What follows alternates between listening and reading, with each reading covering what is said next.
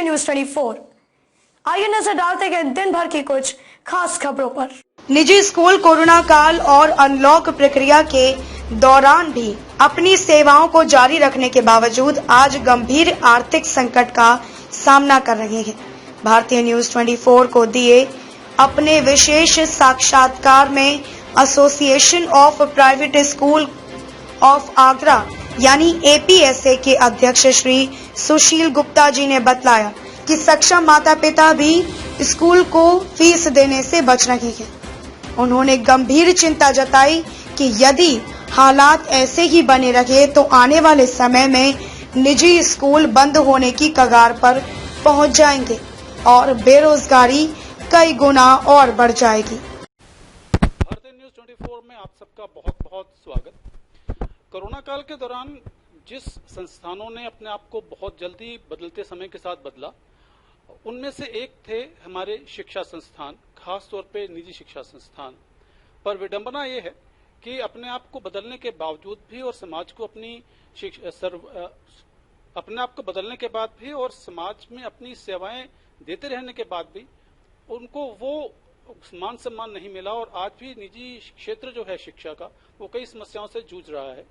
इन सब विषयों पे बात करने के लिए हमारे साथ इस वक्त सुशील गुप्ता जी हैं, जो आगरा प्रोग्रेसिव स्कूल एसोसिएशन के प्रेसिडेंट हैं। हम इनसे बात करते हैं और जानते हैं कि कोरोना काल के दौरान और उसके बाद किन किन समस्याओं से जो निजी शिक्षा का क्षेत्र है वो जूझ रहा है। सुशील जी, सबसे पहले तो भारतीय न्यूज 24 में अपना समय देने के लिए आपका बहुत बहुत धन्यवाद। तो सर, सबसे पहले ये बताइए कि कोरोना काल में सबसे अधिक जो सेवाएं हैं वो निजी क्षेत्र ने दी हैं और अपने आप को बदला भी है, ऑनलाइन क्लासेस भी दिया है और भी जिस किस्म से संभव हो सका जो निजी शिक्षा का क्षेत्र है उसने बहुत अच्छी सेवाएं दी हैं। उसके बावजूद भी आप क्या समझते हैं कि किन किन समस्याओं से निजी शिक्षा का क्षेत्र है अभी भी जूझ रहा है? धन्यवाद भारतीय न्यूज 24, आप आए और इस कोरोना काल में आए। डॉक्टर सुशील गुप्ता, अध्यक्ष association of progressive schools of Agra. मैं आज आपके चैनल के द्वारा ये बताना चाहूँगा कि प्राइवेट स्कूल्स ने हर तरह से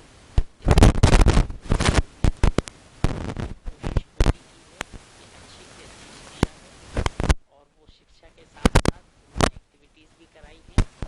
सब चीज़ें बहुत ही सुचारू रूप से, लेकिन फिर भी मैं एक पीड़ा है जो प्राइवेट स्कूल्स की है कि जो गवर्नमेंट ने कहा कि सक्षम पेरेंट आएँ और वो फीस दें, मुझे कहते हुए अच्छा नहीं लग रहा है, लेकिन फिर भी जो सक्षम पेरेंट हैं वो आगे रहे हैं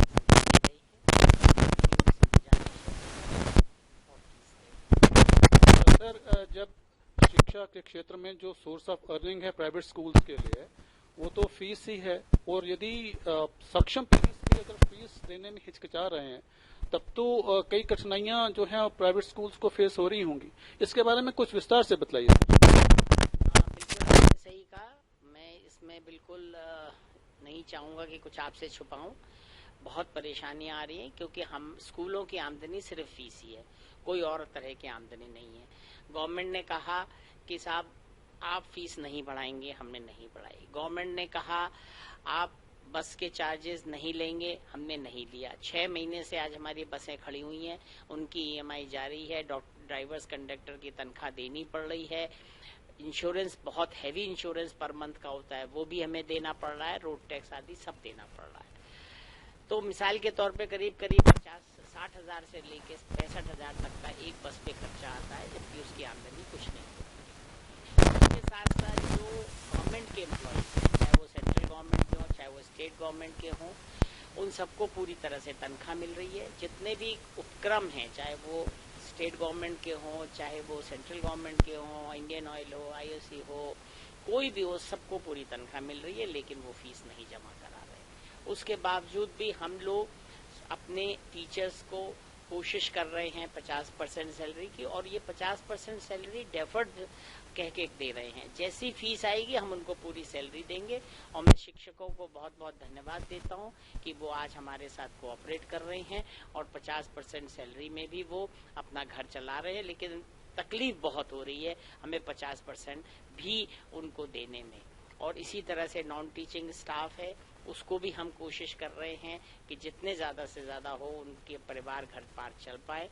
लेकिन अभी जो कोरोना का चल रहा है, कितने महीने तक स्कूल नहीं खुलेंगे और पेरेंट्स जो हैं वो नहीं दें, फीस जमा करेंगे, ये बड़ा कहना मुश्किल है। तो बहुत मुश्किल है क्योंकि सिर्फ जो सोर्स ऑफ अर्निंग है प्राइवेट स्कूल्स का वो ट्यूशन फीस है, और ट्यूशन फीस अगर नहीं आएगा तो व्यक्ति जो है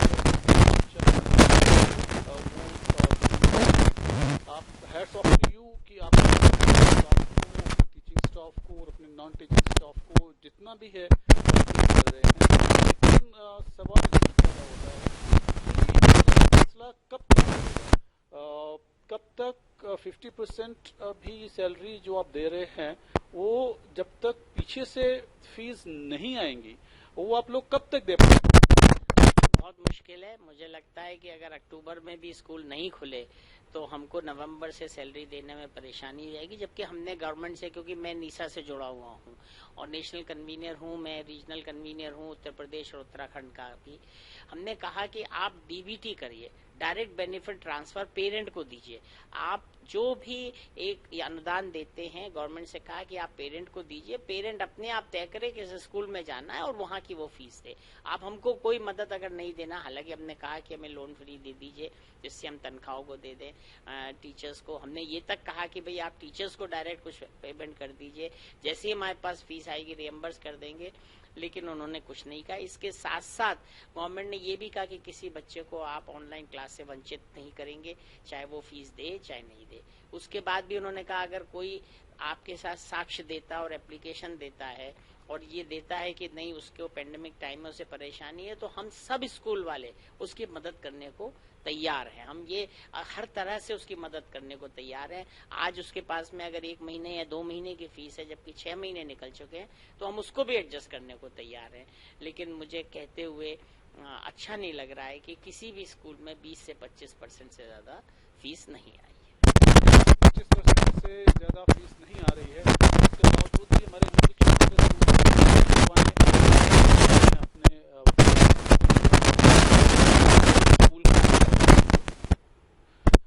एक बात और जो मैं आपसे जानना चाहूंगा, अभी एक नोटिफिकेशन आया था कि सितंबर से स्कूल जो हैं वो खुल जाएंगे, सभी शिक्षा संस्थान खुल जाएंगे, और फिर ये भी सुनने में आया कि उस ऑर्डर को वापस ले लिया गया। इसके बारे में आप कुछ विस्तार से बता पाएंगे? देखिए, गवर्नमेंट की भी अपनी कुछ मजबूरियां हैं, कुछ उनकी भी लिमिटेशंस हैं।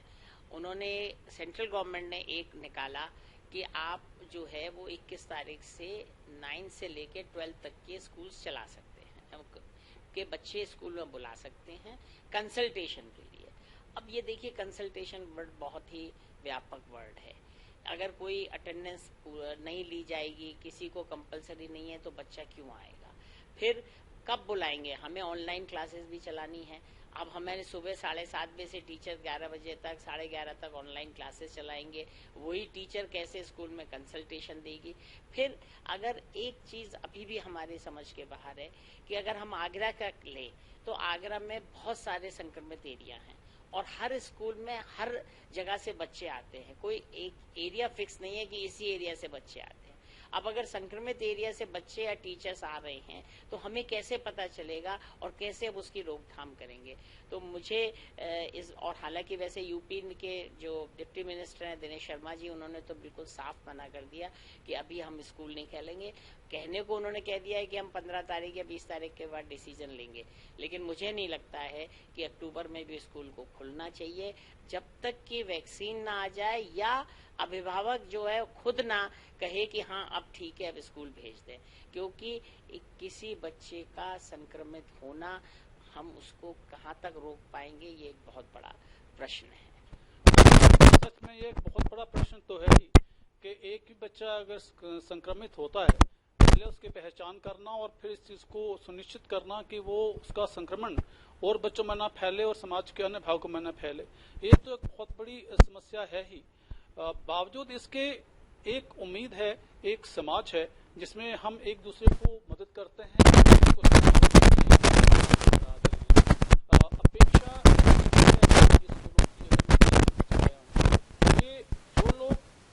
सक्षम हैं वो आगे बढ़ें और अपने समाज में अपनी जिम्मेदारी निभाएं। यही वो स्कूल हैं जिनके द्वारा एक नए भविष्य का देश में निर्माण होता है और मुश्किल घड़ी में वो भी अपनी जो सामाजिक दायित्व है उसको निभाएं, आगे बढ़ें और प्राइवेट स्कूल्स को बहुत बड़ी सेवा कर रहे हैं, उनको संभालें, उनको प्रोत्साहित करें, हर तरह से जो है मदद करें और जो पा रहे हैं ये रिस्पॉन्सिबिलिटी है उन पेरेंट्स के लिए जो देने में जो आगे आए और स्कूलों को संभालें, क्योंकि स्कूल समाज के हैं और समाज स्कूलों तक। भारतीय न्यूज़ 24 को अपना अमूल्य समय देने के लिए आपका बहुत बहुत धन्यवाद। उम्मीद करते हैं कि ये जो कोरोना काल में जो संकट के बादल छाए हैं वो हमारे समाज से भी उठेंगे और निश्चित तौर पर प्राइवेट स्कूलों के ऊपर से भी उठेंगे। बहुत बहुत धन्यवाद। खबरों में फिलहाल अब तक के लिए बस इतना ही। मिलते हैं फिर कुछ खास खबरों के साथ।